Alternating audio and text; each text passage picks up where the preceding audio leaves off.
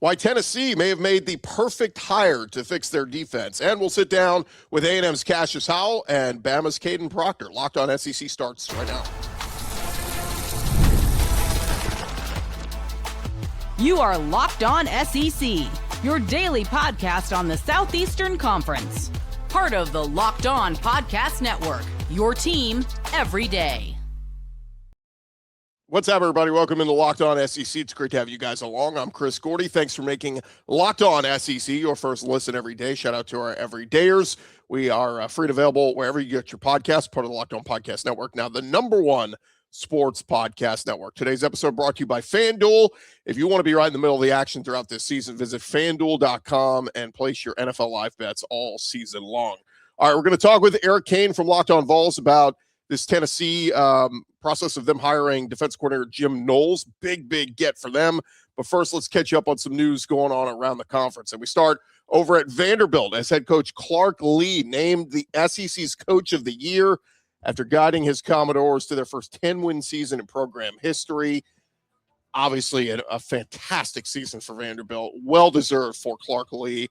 I don't think there was any other candidate that you would really consider there. Incredible achievements for him. Also on Wednesday, the conference, they announced their SEC Offensive Player of the Year, and yes, it was his quarterback, Diego Pavia. His superb play helped Vanderbilt, like we said, reach their first double-digit victory season ever, and oh, by the way, going to be Vandy's first ever Heisman finalist, heading to the Heisman Trophy ceremony this Saturday. Wish him the best of luck. Now, also Wednesday, that's the Offensive Player of the Year. How about the Defensive Player of the Year? It is Cashius Howell, SEC Defensive Player of the Year.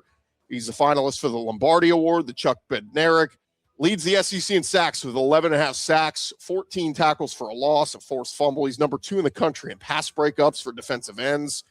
And oh, by the way, he's going to join us. We're going to sit down with him, caught up with him at the Lombardi Award ceremony last night. So Cashius Howell going to join the show. Looking forward to talking some football with him. Also, his teammate, Casey Concepcion, contributed to the Aggies' success in a bunch of different ways. He was recognized yesterday, named the Paul Hornung Award winner for this season. So a lot of SEC guys racking up the awards. All right, how about in some SEC assistant coaching news? It's like we did all the head coaches last week. Now we're starting to assemble staffs and get assistants. How about Mississippi State? They are hiring former Kentucky offensive coordinator Bush Hamdan.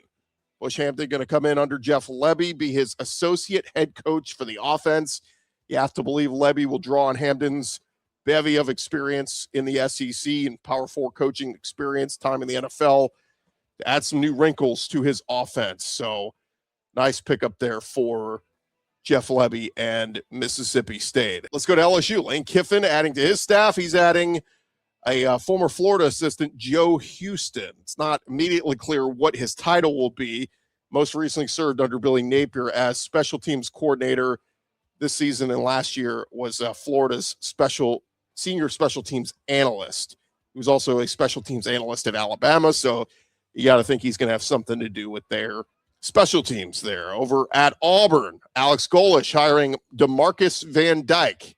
He will be Auburn's new cornerbacks coach. He was named as one of the South Florida assistants expected to follow Golesh to the Plains, and Auburn made the hire official on Wednesday. Van Dyke was with Golesh for the 24 and 25 seasons at USF. On 3, reporting that Texas A&M filling a hole on their tight ends coaching spot with current Aggies tight ends coach Christian Ellsworth heading to Kansas State following Colin Klein. A&M is hiring Kentucky tight ends coach Derek Shea to fill Ellsworth's spot. Meanwhile, Arkansas expected to hire Darren Wilson as their secondary coach. He's set to be will be a return to Fayetteville for him. He was a secondary coach for 2 seasons under Sam Pittman before spending last year as DB's coach at Florida. How about College Station? College Game Day heading their way next Saturday. They will broadcast live ahead of A&M's playoff game against Miami. So that should be a lot of fun for the game day crew heading to College Station around Texas A&M. How about Pete Golding at Ole Miss announcing, along with Louisville, that the 2 programs will open next season with a neutral site game. It will take place at Louisville's previous scheduled matchup with Georgia. It will take place at that. That was nixed earlier yesterday in a mutual decision. Louisville wasted no time in finding a replacement. The game will be played on either Saturday, September 5th or Sunday, September 6th at Nissan Stadium in Nashville. It'll be just the second ever meeting between the schools. They played each other in Atlanta to open up the 2021 season. Ole Miss won that game 43-24, but the Pete Golding era will officially get underway after this playoff run against Louisville opening next season. Just a few transfer portal nuggets. Florida defensive tackle Tavares Brown entered the portal. Missouri true freshman running back Marquise Davis entering the portal. Tennessee true freshman linebacker Brendan Ains entering the portal. He was the number 2 linebacker in Tennessee in last year's class. And LSU running back Jawan Johnson entering the portal. All right, let's catch up with our buddy Eric Cain and talk about the Vols making a huge splash and picking up defensive coordinator Jim Knowles. Joining us now from Locked On Vols, our buddy Eric Cain, covering all things Tennessee. And Tennessee making a big splash yesterday. We knew a couple days ago they were making a change at defense coordinator. Tim Banks out, and now Jim Knowles in. Eric, welcome in, man. Yeah, big day. The time of this recording, it's still, trying to get across the finish line, finalizing all that stuff. He was paid a whole lot of money at Penn State. I'm sure everybody knows that. So the separation pay, taking a job, when did you decide to take a job, all that type of stuff. There's lawyers involved, I'm sure. But it looks like Tennessee's going to have a new defensive coordinator. And, man, this is one where, I mean, I say it every day, fan short for fanatics. Like, fire this guy and then hire this guy that's super unrealistic. And I never thought Jim Knowles was unrealistic, but in given, like, the level of guys available and or that you should go get, he was certainly in the upper echelon, right? Because everything is accomplished.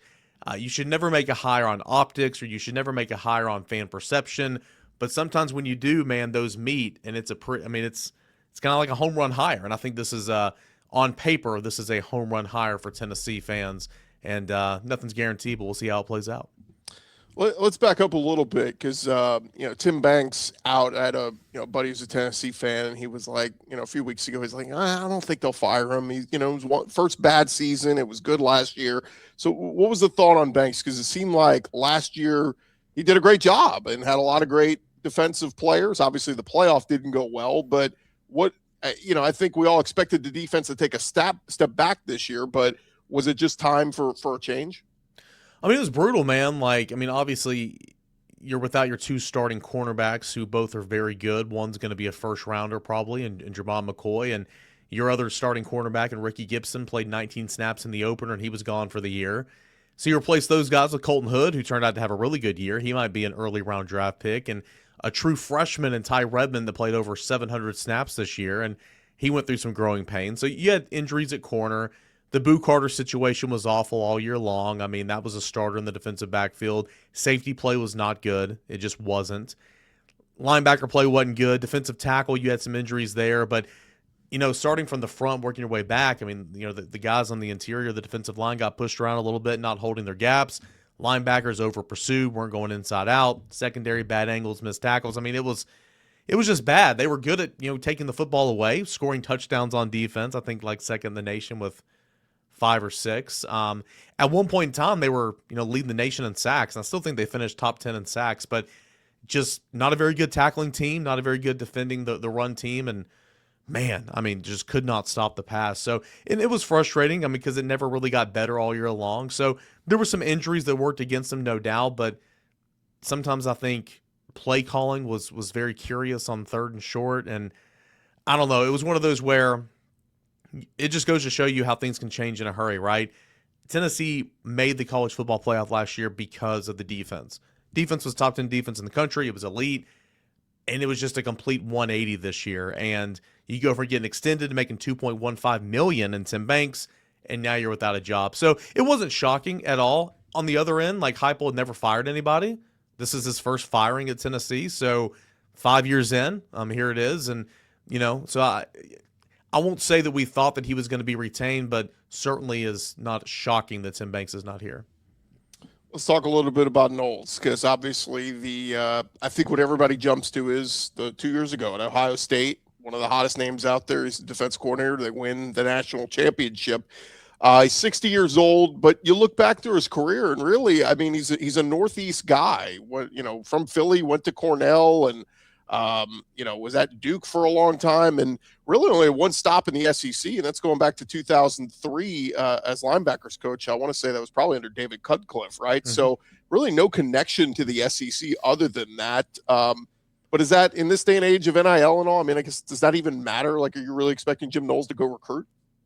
I mean, I don't think it matters as much as it used to. Plus, when he was at Ohio State, he was battling the LSUs, the Tennessees, the Georgias, the Bamas, the Floridas, 4 guys to Texas to go to Ohio State. And, and so like you're in those recruiting battles throughout. And, he's a guy that's coached with so many different people. He's got so many different connections. He's recruited all across the country. He's been a recruiting coordinator before. I think he was recruiting coordinator at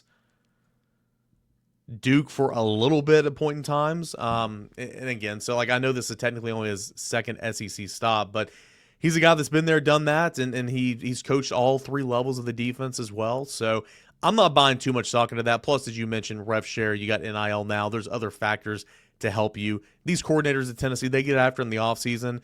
You still got to make phone calls in season, but for the most part, coordinators, at least at Tennessee, that they're not out on the weekends going and watching games in season. So there'll be some other guys to do that. It'll be curious to know if he brings anybody with him, what this defensive staff looks like. But I noticed that earlier today too. I did a super deep dive on Jim Knowles before the news broke, and this is only his second stop in the SEC. But I feel like if you poll 10 college football fans, 9 of the 10 are going to know exactly who you're talking about.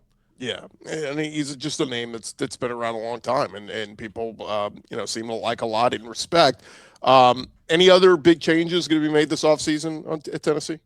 We'll see. There's several assistant coaches on expiring deals. We'll start on defense. What will Jim Knowles elect to do? He did not bring any assistants with him from Ohio State to Happy Valley. He brought in 2 analysts, I believe, but no on-the-field assistant coaches.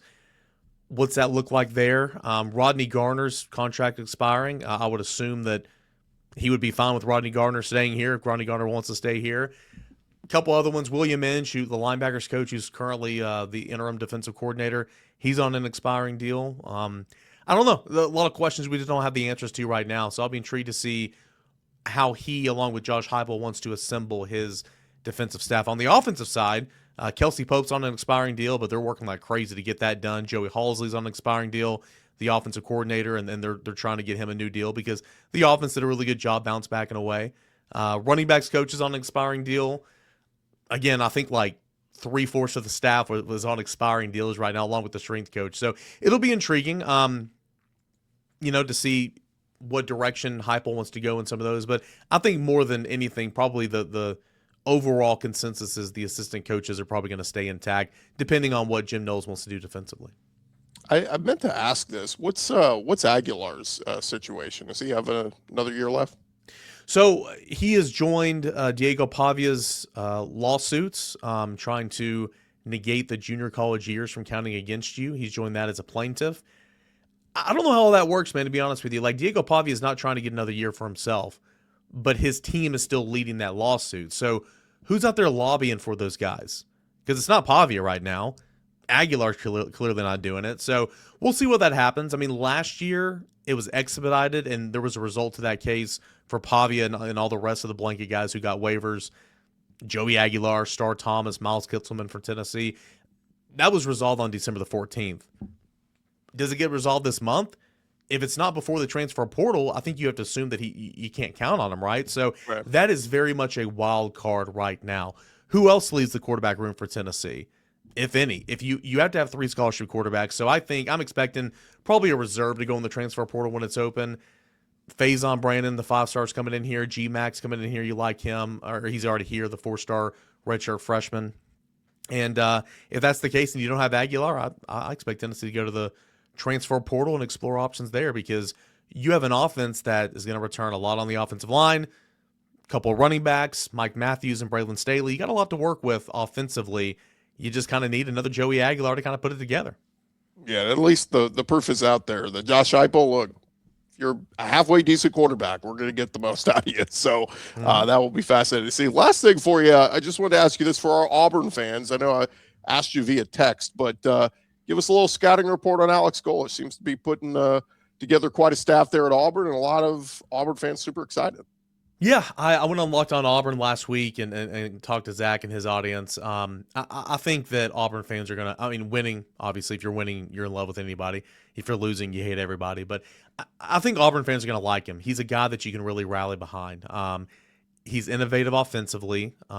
He's got a couple of things that he really likes, and he's stubborn with that, just like anybody is. But more than anything, he adapts. He's been in this league. He knows how to score points in this league. He knows how to recruit in this league, in this area, this footprint of the United States.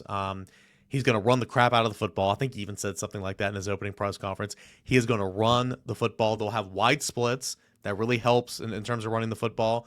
But more than anything, like, he gets after his players. They love him. Kind of like the Rodney Gardner effect. Like, he is really hard on them, but they love him. Alex Golesh is like that offensively, and I think Tennessee's missed that voice on the offense side of the football because it took 2 years to get the offense kind of back in rhythm since he's left, and some of that might have been missing Hendon Hooker, of course, but you kind of need a hard ass on that side of the football, in my opinion, and Tennessee really hadn't had one. Alex Golesh is that guy, and so he's going to demand excellence from his players and from his coaching staff. So I'm intrigued to see how it works. I'm certainly rooting for him. He's a good guy, but I think he's a guy that the fan base is really going to like, and ultimately, if you have some patience, I think he can win in this league.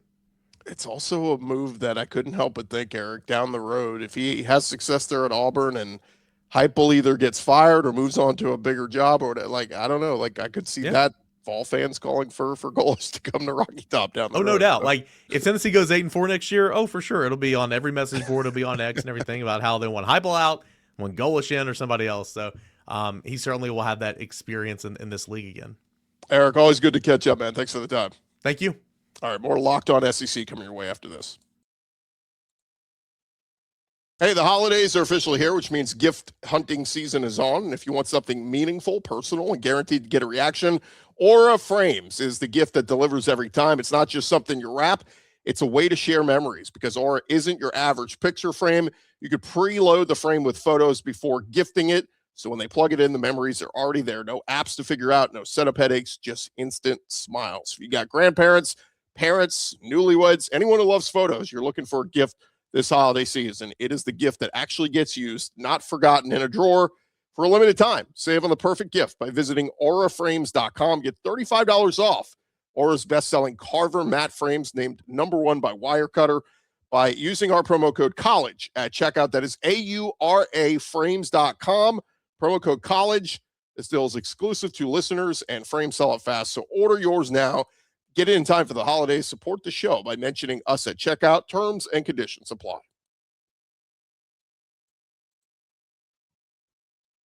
I run along here, Locked On SEC. Thank you guys for making us your first listen every day, and thank you for making Locked On the #1 sports podcast network. Hey, you already live your team every day. Now you can take it up a level and go ad-free. Join our Everydayer Club today and get Locked On SEC with no interruptions, a members-only Discord access, and more, all for just $5 a month or $50 a year. All you got to do is go to lockedonsec.supercast.com. That's lockedonsec.supercast.com, or check the link in the show notes to learn more. All right. Always a pleasure to be a part of the or participate in part of the Lombardi Award every year, one of the prestigious postseason awards. Get to vote on the award, and also get to take part in some of the media sessions. Had some great interviews over the years, everything from Brock Bowers to Will Anderson Jr., a ton of great guys that have played in the SEC that we've been able to sit down with. And yesterday, first up, able to sit down with Alabama offensive lineman Kadyn Proctor ahead of their big playoff game coming up next week, heading to Oklahoma. Here was Alabama's Kadyn Proctor. Pleasure now to be sitting down with left tackle for your Alabama Crimson Tide. He is Kadyn Proctor, named a finalist for this prestigious Lombardi Award here tonight. Just named to the All-SEC team as well. Sure. Got to be cool to get all this recognition for a season, hard-fought, well-earned, well-deserved, right? That is exactly right. I mean, just like you said, you put so much time into this, and just to see you get some things out of it is just a blessing, really just a blessing to be in this position that I am, because I've been saying before, never thought I was going to be in this position just from where I started at, not playing too too good of competition, but coming here and learning the ropes from some older guys that I've been around. But like I said, this is really just a blessing, and it's got to thank God for them opportunities. We sat in this very room just a couple years ago with Will Anderson Jr., who came off such a great season and career with Alabama, and now look at what he's doing in the NFL. It's just something about this award that a lot of guys, high-profile names, not just award winners, but even just to be a finalist is an honor. And you look at all the prestigious names, it's kind of cool to see all those big names that went on to great things, right? That's exactly right. I mean, like you said, Will Anderson, man, Kevin Banks won it last year. It's really just accrediting the guys that are up there in the front seven that are really getting down to the dirty work and not really getting enough recognition for that. So I feel like this is a great way to do that, to put a spotlight on those guys that are really out there doing that and really the guys that are in there hitting every play and doing some hard fought battles. So you mentioned the front seven.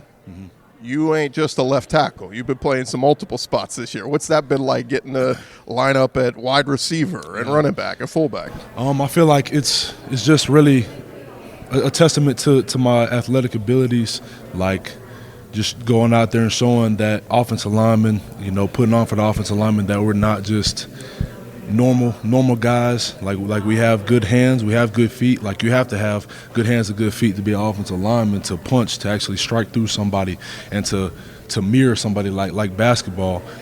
So to go out there and have those opportunities is definitely a blessing. But I just take it as me helping the team out in any way that I can.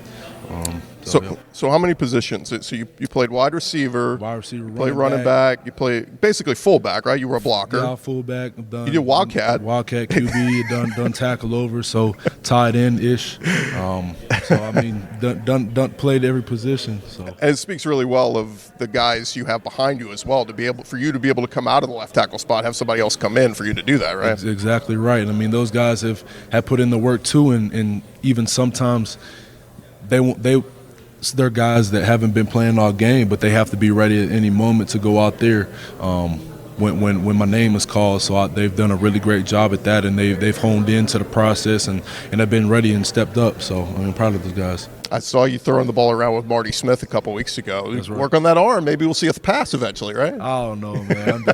I've done a lot. Yeah, but, yeah. I'm not gonna ask Coach Grubb or anybody to let me pass the ball. I'm just. Really, when it gets into playoff time, you're not doing too many of those things, too many of those crazy things. So and even if you did, we wouldn't talk about it. We keep it under wraps, right? Exactly right.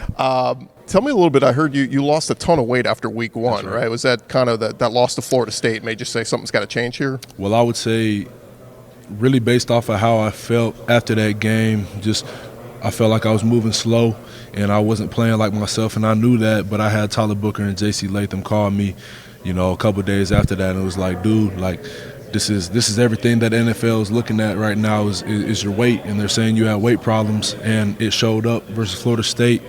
So, I mean, that's an eye-opener, especially when you got guys that love you and want to see you succeed calling you.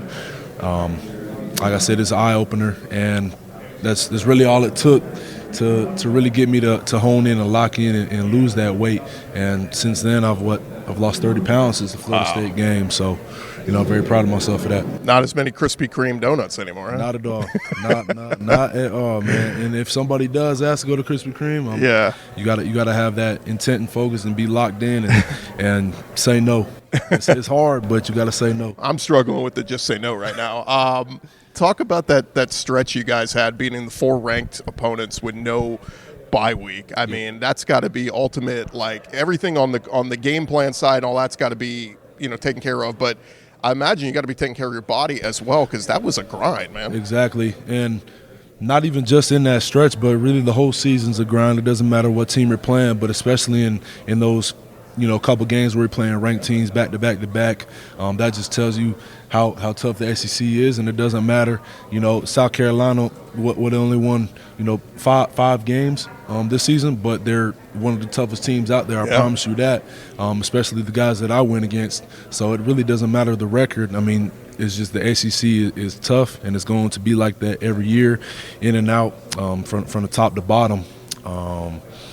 But you do got to take care of your body. It's definitely stressful in those times, because you're going against first rounders every week. You have to be prepared to go every weekend. So, but I feel like we've been doing a really great job at that, getting honed and prepared throughout the week. It all falls back on your preparation.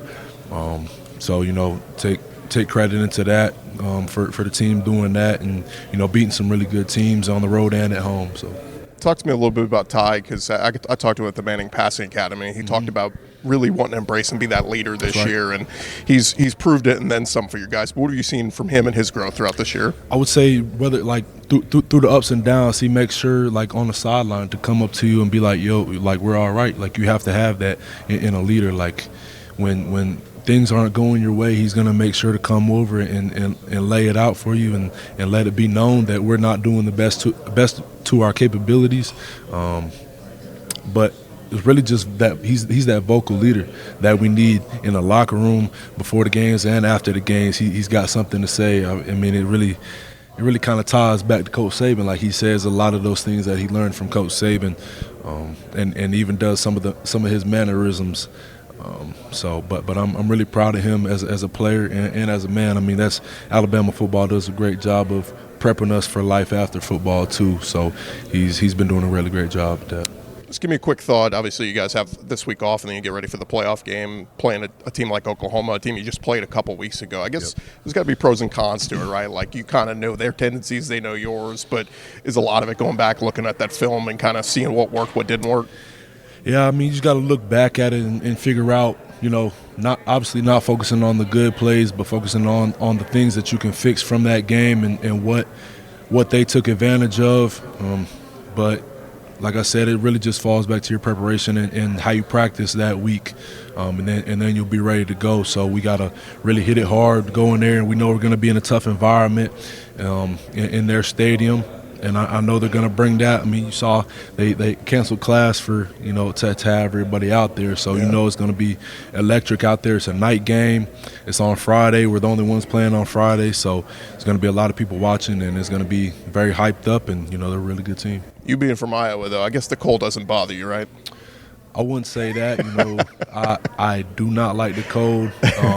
I have been in some severe weather playing football. But as I've been out Alabama, getting used to the hot environment, that's definitely been a struggle, especially when it's like 35 now in Tuscaloosa. Yeah. It's like, man, that's cold to me now. Yeah, hey, if you practice it, you can go play in it. Yeah, how much of it is an honor to be a finalist for this award? Obviously named after Coach Lombardi, but you consider some of the past finalists. I mean, not just winners, but finalists. Yeah. Big time guys like Will Anderson Jr. from Alabama, Jonathan Allen. Even go back to Cornelius Bennett. Yeah. It's got to be a tremendous honor, right? It's definitely a tremendous honor. Like you said, looking back, Will Anderson, some guys from Alabama that have won this award, and so many more guys like Luke Kuechly that's Hall of Famers that out here are winning the Lombardi Award. But it's definitely a blessing to be named a finalist versus all these other guys out here. I mean, they've shown to be the great players and best players. We got best linebackers and a couple of the best defensive ends here today. But at the end of the day, just having fun, taking it in, and it's just a wonderful opportunity to be here. Last thing, when you're not playing football, what's Kadyn Proctor doing? Probably taking trips and enjoying life after football. If I do everything that I need to do and take care of what I need to, then life will be set, and just enjoy the time that I have not gotten too much to spend and take trips out of the country. Just get out of the world and travel and see places and decompress eventually, man. Exactly. It's football constantly. Right. Did you have a go-to donut at Krispy Kreme? Just the glaze, man. Just the regular glaze? Just the regular glaze. It's got to be hot. See, I'm chocolate iced. The best. The chocolate iced is. I don't know. I don't too much like icing, like flavored icing. Like the strawberry one just tastes a little synthetic. A little too rich. Too rich. That's right. Kadyn, best of luck moving forward, man. Congrats on this honor, and we'll see you down the road. All right. I appreciate you. Hey, more Locked On SEC in just a second. But first, NFL Sundays move fast. One big play, and suddenly everything feels different. That's what makes live betting with FanDuel is so exciting. You're not just watching the game, you're reacting to it in real time. And with FanDuel, you can place bets as the action unfolds, every drive, every momentum swing, every highlight moment. Live betting is best when the game starts to shift, a receiver gets hot, a defense tightens up, or the momentum flips after a turnover. FanDuel lets you jump into the moment. Live spreads, money lines adjust instantly. Player props update as guys heat up. And hey, they got college action as well. All those playoff games happening next week. You can find them right there at FanDuel. If you want to be right in the middle of all the action throughout this season and the postseason, visit FanDuel.com. And hey, you can place your NFL live bets all season long. It is FanDuel. The game moves fast, and so can you. Continue on here, Locked On SEC. Thank you guys for tuning in. Hey, some more from the Lombardi Award yesterday. We were able to sit down with Kadyn Proctor from Alabama. Also able to sit down with Texas A&M defensive end Cashius Howell. Now, full disclosure, literally right before we recorded this right before the news came out. He was named SEC Defensive Player of the Year. The funny thing is, it's happened the exact same thing last year where we sat down with Kyle Kennard, South Carolina defensive lineman, who was outstanding. So without further ado, here was our conversation with Cassius Howell ahead of Texas A&M's big playoff game next week against Miami. Pleasure now to be sitting down with Cassius Howell, the pride of Kansas City, Missouri, the SEC leading sacker right now with 11.5 sacks. What's the season been like, man? It's got to be a whirlwind, huh? Yeah, it's been honestly just a blessing, and I'm just so thankful to, be in this position. This season, has been, great. Just not only as an individual performance, but as a team performance as well. Just being the first team in Texas A&M history to be able to make the playoffs. It's just, it's been so much positive and so much good things done just this season. I'm just so thankful. The last season, your last season at Bowling Green, obviously you had a nice season there. But what made you say, you know what, this is great football and all, I'm having a great time here, but I need to take my game to the next level? What made you want to end up at a place like A&M? Yeah, just being a under-recruited guy coming out of high school, I just kind of always felt like, I can play at the highest level, whether it be just whatever level within the P4 conferences. But I just always felt like I could play at the highest level. And, just getting recruited and seeing some of the guys that, from my city or just close around that I feel like, I could either beat out or at least compete with, go to those actually high-ranked programs and those higher-level programs. It just, it just really wanted me to just see if I could do it. And whenever I'd had the season, my breakout season, that, I had the opportunity, the position to do it, I just jumped on it, the first opportunity I could. And, I haven't looked back, and, I'm thankful for that. A couple sacks last season, but you had some guys in front of you like Nick Scorton and Shamar Stewart and those guys. You could have gone pro last year, but what made you say, you know what, I got to come back one more year and really show what I can do? It was just kind of something, I went to God and, just asked him, just asked him for guidance, and that's just, what God put on my heart is to just, just maximize it, just really maximize your revenue as far as, NFL draft, and that's just honestly just what God put on my heart, and, I'm obviously very thankful for how this year has went for me. I've read that the move that, your signature move, the speed ghost rip, is, break that down for me.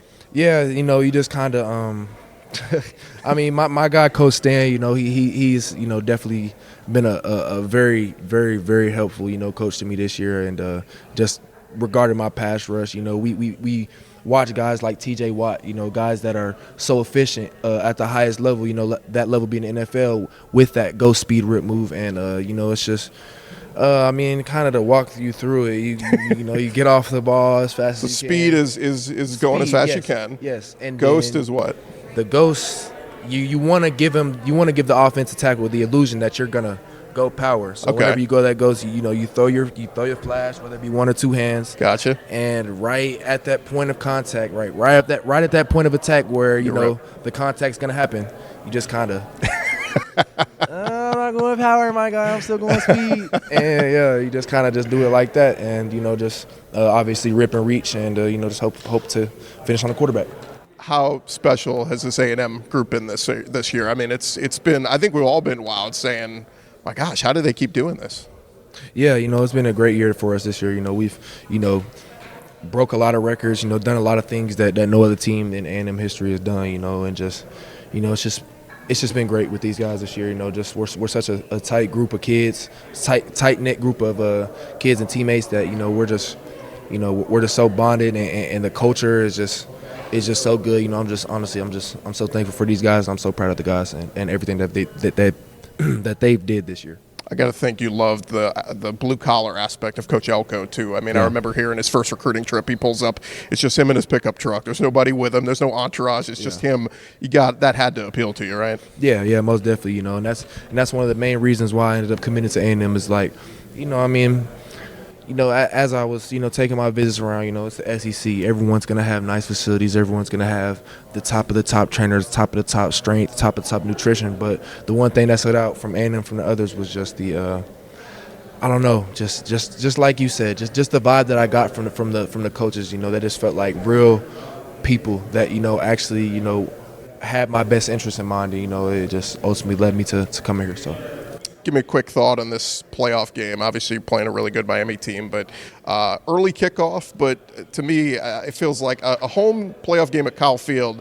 You probably don't care if it's 11 a.m. or 11 p.m. Yeah. Just that statement alone has to get you guys amped up and excited. Yeah, most definitely. You know, obviously we ended our regular season with a bad taste in our mouth, you know, with the last game against Texas. And, you know, now that we're able to, you know, have the opportunity to put the ball down again, you know, like you said, 11 a.m., 11 p.m. in the forest, in the ocean, you put a ball down and you tell us to play, you know, the Texas A&M Aggies are going to come out and play. So, you know, we're just super hyped, super thankful to be in this position, and, you know, hopefully we'll be able to put ourselves in position to you know, ultimately get the win. Obviously the reward for having a season like you've had, your name gets mentioned for a lot of different awards and postseason accolades. This one's pretty cool, right? The Lombardi Award, when you look at how many people have won this, not just the winners, but even just the semifinalists the names are all stud NFL college players galore. Talk about this honor. It's got to be pretty cool. Yeah, you know, it's definitely an honor to, you know, just be able to be in this position. Honestly, you know, I'm just thankful and I'm blessed, and you know, I thank my Lord and Savior Jesus Christ for, you know, putting me in this position. You know, just giving me the ability and giving me the enlightenment within my mind and my soul to, you know, just allow me to do things that I've done within my life, Lord. And I'm just so thankful, honestly. Now, there's only been one Aggie who's won the award. It's Dat Nguyen, who's, you know, obviously a stud in his own right, but it's been a while. I think 98, so it's about time an Aggie wins this, right? Yeah. You know, I'm just, you know, that's another guy. You know, I'm honestly just honored and thankful to be able to, you know, be in the same group of names as, you know, some of those guys, just like you mentioned, Dat Nguyen. You know, it'd be such an honor to be able to be just one of two Aggies to ever get the Lombardi Award. You know, so that would just be such an honor. Last thing for you, was it a little bit of a shock the first time you ran out of a tunnel in an SEC environment as opposed to a MAC? And nothing against the MAC, it's just a different level. Were you even shocked a little bit by the roar of the crowd? Yeah. I mean, yeah, you say it's just a MAC, but I mean, there's a very big difference between 26,000 or however many people was in the last school that I was at stadium and 112,000. It's just, you know, it's just levels to it. But yeah, it's, you know, the first time I came out, it was kind of didn't feel real. You know, you kind of, as you first, you know, walk through the tunnel, you can kind of see, like, you know, the crowd, and you just see all the towels, you know, stuff waving. It was just, it honestly didn't seem real, you know, but, you know, it was a great experience for sure. It's pretty cool too. The fans, your fans are nuts. So they've traveled everywhere, up to South Bend, the win at Notre Dame, and then the win in Baton Rouge against LSU. It's like by the end of the game, it almost sounds like a home game. Nah, seriously, yeah, they were helping our fans were helping the Tiger fans sing their fight song, even though they were losing at the end of the LSU game. So it was pretty crazy. All right, last thing, go-to food spot in College Station. Where are we eating? That's a good Exotic Eats is a good one. I like Velvet Taco. Yep, that's like a new one I didn't try ever since I got here. Let me think, man. You gotta watch what you eat, though, right? Yeah. You know, obviously, you know, with with modesty, but yeah, Velvet Taco. Like I said, Exotic Eats, and then there's another place called Remnants of Nolans. Oh, nice. Very good soul food spot. So I think that's my top three. Love it. Cassius Howell, congrats on all the success, man. Best of luck moving forward, and keep killing it, man. All right? Definitely. I appreciate it, sir. All right, that again, our conversation with Cashius Howell and Kadyn Proctor. Congrats to both those guys being named Lombardi Award finalists, and thanks so much for to the Lombardi Award folks for having us out and being able to bring you those conversations. Two truly special athletes in the SEC. All right, thank you guys for tuning in to Locked On SEC. And hey, make sure you follow and subscribe to get all our latest episodes. Of course, you can find us on social media at Locked On SEC on Twitter, Facebook, just about everywhere out there. And hey, did Locked On SEC make your Spotify Wrapped? Prove it on social media to secure a free month of our brand new Everydayer Club. Just tag our national Locked On Podcast Network account on any social platform, and they will drop you a code. Be one of the first to join the Everydayer Club to get your favorite show ad-free and exclusive access to the members-only Discord channel. For those of you on video, we'll send you to the first ever 24/7 national Locked On Podcast Network YouTube channel. And on YouTube, hey, make your second listen. You can check out Locked On College Football. And a reminder to our folks in Louisiana, Mississippi, and Alabama, you can catch us daily on the Gulf Coast Sports and Entertainment Network, airing at 11:30 a.m. Central, Monday through Friday. I'm Chris Gordy. This has been Locked On SEC. We'll talk to you guys tomorrow.